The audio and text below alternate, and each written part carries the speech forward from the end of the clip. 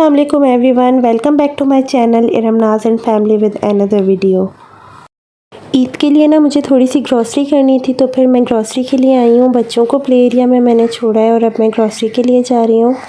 मुझे ना ईद के लिए मसाले लेने थे और थोड़ी सी बच्चों की चीज़ें लेनी थी, वो हमने ले ली हैं। उसके बाद हम बाहर आ गए थे। हस्बैंड ने ऑफ़र की कि अगर आपको कोई ड्रेस चाहिए तो ले लो, तो मैंने सोचा नेकी और पूछ तो उसके बाद सेलेटेक्स पे सेल लगी हुई थी तो हम वहाँ आ गए। जोहा बाहर आइए।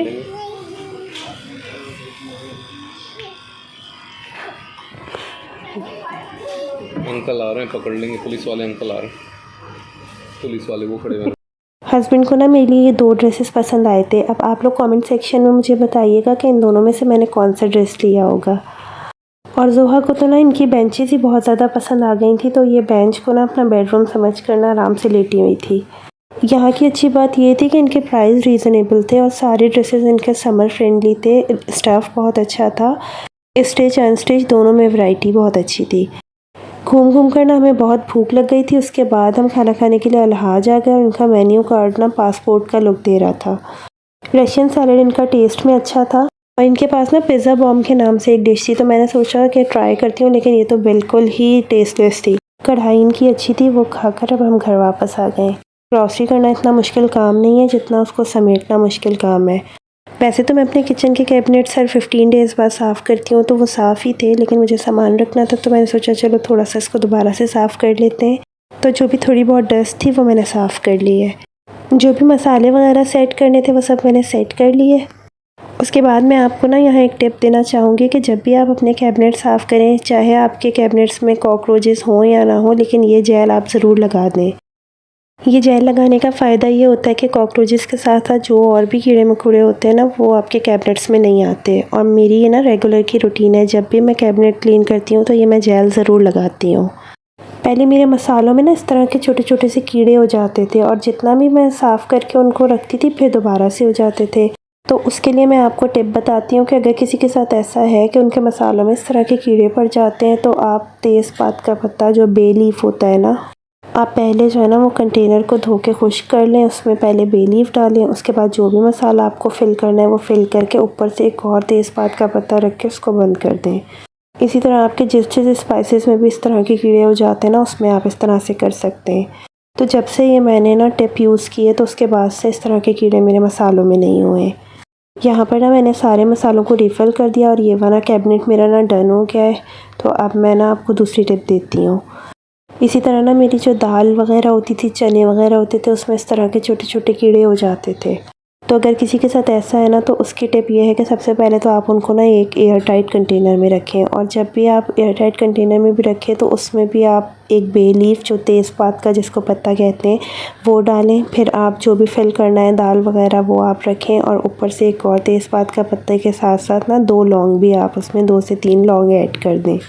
इसी प्रोसीजर को फॉलो करते हुए ना मैंने तमाम दालें एयर टाइट कंटेनर में कर ली हैं और उसके बाद ये कैबिनेट भी मेरा डन हो गया है।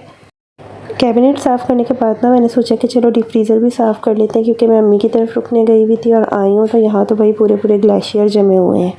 अगर फ्रीज़र में इसी तरह बहुत ज़्यादा बर्फ़ जम जाए तो उसकी मैं आपको एक टिप देती हूँ। सबसे पहले फ्रिज पर जो टेम्परेचर की नॉब होती है ना, उसको आप 0 पर कर दें। थोड़ी देर इसको ना 0 पर ही रहने दें। उसके बाद आप ना मेन स्विच ऑफ़ कर दें।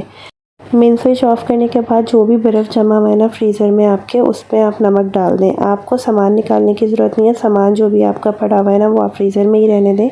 बस बर्फ़ पर नमक डाल दें और उसको ना 3 से 4 घंटे के लिए छोड़ दें। जब 3 से 4 घंटे बाद आप खोलेंगे ना, तो पूरा बर्फ़ खुद ही मेल्ट होकर नीचे गिर चुका होगा। और ये ना बर्फ़ बड़े पीसेस में गिर गया था, तो फिर मैंने इनको साफ़ कर दिया। और ना मैंने कोई भी चीज़ निकाली नहीं थी फ्रीज़र में से, और पैकिंग भी आप देखें, जो फ्रोज़न आइटम थे उसकी पैकिंग भी ख़राब नहीं हुई है, वो वैसी की वैसी फ़्रेश है। इसके बाद ना मैंने फ्रीज़र से सारा सामान निकाल दिया और जो भी मुझे थोड़ा बहुत साफ़ करना था ना वो मैंने साफ़ कर लिया। और ये मैं ना बबल रैप बिछा देती हूँ। ये मैं इसलिए बिछाती हूँ कि ताकि कोई चीज़ अगर गिरे ना तो वो ईज़िली इस पर से ही साफ़ हो जाए और फ्रीज़र में डायरेक्ट ना आए। और ये मेरे फ्रीज़र का स्टॉपर ना ये बर्फ़ में ही जम गया था। उसके बाद ना ये मेरा फ्रीज़र साफ़ हो गया है। मैंने बबल रैप को दोबारा बिछा दिया है ताकि अगर कोई भी उस पर से चीज़ गिरे ना तो डायरेक्ट हम उस पर से ही साफ़ कर दें, वो फ्रीज़र में जमती नहीं है फिर। मेरे घर जो भी चीज़ आती है और उसके कंटेनर खाली होते हैं ना, तो मैं उनको कभी भी ज़ाया नहीं करती। तो ये कंटेनर भी ना मैंने धोकर साफ़ कर लिए थे, उनको खुश कर लिया था। और ये ना डिफरेंट चीज़ें स्टोर करने के लिए काम आ जाते हैं, और वैसे भी ग्लास कंटेनर तो बहुत अच्छे रहते हैं स्टोरेज के लिए, तो ये मैं सारे जमा कर लेती हूँ। टाइम सेव करने के लिए ना मैंने सोचा कि इमली का ना पेस्ट बना कर रख देती हूँ, यानी इमली का पल्प निकाल कर रख देती हूँ। तो ये मैंने पूरा पैकेट इमली का लिया है और इसको मैंने भिगो दिया है। उसके बाद मैंने इसके बीज निकाल दिए और इसका पल्प अलग कर लिया है। जब भी मुझे टाइम मिलता है ना, तो मैं इस तरह के सारे एक्स्ट्रा काम करके रख लेती हूँ, क्योंकि 3 बच्चों के साथ ना काम मैनेज करना बहुत मुश्किल हो जाता है। और अगर ये छोटे छोटे काम हुए हुए हो ना आपके, तो फिर आपको कुकिंग करने में बहुत आसानी हो जाती है। ईद आने वाली है, तो लहसुन अदरक के पेस्ट का इस्तेमाल तो बढ़ जाता है, तो इसलिए मैंने सोचा कि लहसुन अदरक का पेस्ट भी ना मैं एक्स्ट्रा में बना कर रख लूँ। और लहसुन अदरक को ना ज़्यादा अरसे तक फ्रेश रखने के लिए उसकी टिप ये है कि जब भी आप उसको पीसने लगें तो उसमें थोड़ा सा नमक डाल दें और साथ में थोड़ा सा ऑयल डाल दें। उससे ये होता है कि जो लहसुन अदरक का कलर होता है वो चेंज नहीं होता और वो काफ़ी अरसे तक फ्रेश भी रहता है। और जब भी ना आप लहसुन अदरक को किसी भी कंटेनर में ट्रांसफ़र करें ना पीसने के बाद, तो उसके ऊपर से भी आप थोड़ा सा उसमें ऑयल डाल दें, तो वो और ज़्यादा फ्रेश रहेगा काफ़ी अरसे तक। ईद आने वाली है, तो चटनी का इस्तेमाल भी ज़्यादा बढ़ जाता है, तो मैंने सोचा कि वो भी मैं पहले से बना कर ही रख देती हूँ। तो चटनी के लिए मैंने लिया है 1 बंडल धनिए का, 1 पुदीने का, 1 टमाटर, इमली का पल्प, ज़ीरा, नमक, कुटी हुई लाल मिर्च और लहसुन के जौं और हरी मिर्च। सारी चीज़ों को मैंने ग्राइंडर में डाल दिया। उसके बाद मैंने इसको ग्राइंड कर लिया है। इंग्रेडिएंट्स की क्वांटिटी आप अपने हिसाब से एडजस्ट कर सकते हैं, क्योंकि कोई ज़्यादा चटपटी पसंद करता है, कोई कम स्पाइसी पसंद करता है, तो वो आप अपने हिसाब से एडजस्ट कर सकते हैं। और अगर ये छोटे छोटे से काम आप पहले से करके रखेंगे ना, तो ईद के दिनों में आप ज़्यादा थकेंगे भी नहीं और आपके काम हुए हुए होंगे, तो आपकी कुकिंग भी जल्दी होगी और आपका टाइम भी बचेगा। चटनी मेरी रेडी हो गई है और मैं इन्हें छोटे छोटे कंटेनर्स में इसलिए कर रही हूँ कि ये सारे कंटेनर्स फिर मैं फ्रीज़ कर दूँगी और ज़रूरत के वक्त ना एक कंटेनर में निकाल लूँगी और बाकी इस तरह से फ़्रेश रहेंगे, और एक निकालूँगी एक यूज़ करूँगी।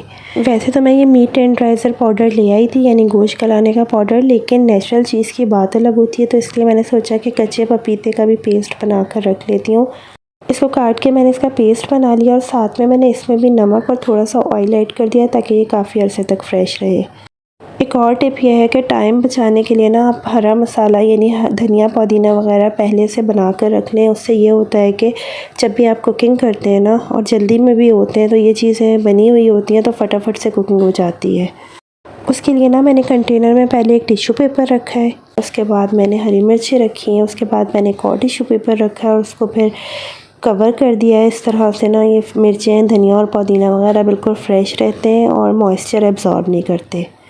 इसी तरह मैंने धनिया भी बना लिया और पुदीना भी बना लिया, और उनको भी मैंने कंटेनर में पहले टिश्यू पेपर रखा है और फिर उसके बाद धनिया पुदीना रख के ऊपर से एक और टिश्यू पेपर रख के उसको कवर कर दिया है। और कोई भी चीज़ ना बेकार नहीं होती, इसलिए मेरे घर जो भी चीज़ आती है मैं ज़्यादा से ज़्यादा कोशिश करती हूँ कि मैं उसको रीयूज़ कर लूँ। तो ये फ्रोज़न फूड जो आते हैं उसमें जो कंटेनर्स आते हैं ना, उसको भी मैं धो के ड्राई करके ना स्टोर कर देती हूँ। और इनका साइज़ ना बिल्कुल फ्रिज ऑर्गेनाइज़र के बराबर होता है, तो ये मैं वेजिटेबल्स के लिए यूज़ करती हूँ। ये आपके फ्रिज में बिल्कुल फ़िट आ जाते हैं, जिस तरह से फ्रिज ऑर्गेनाइज़र फ़िट आते हैं।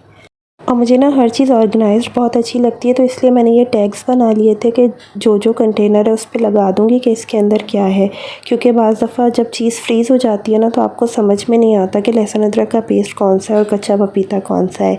तो उसके साथ साथ मैंने ना सबके टैग्स बना लिए और सबको ना मैंने टैग कर दिया।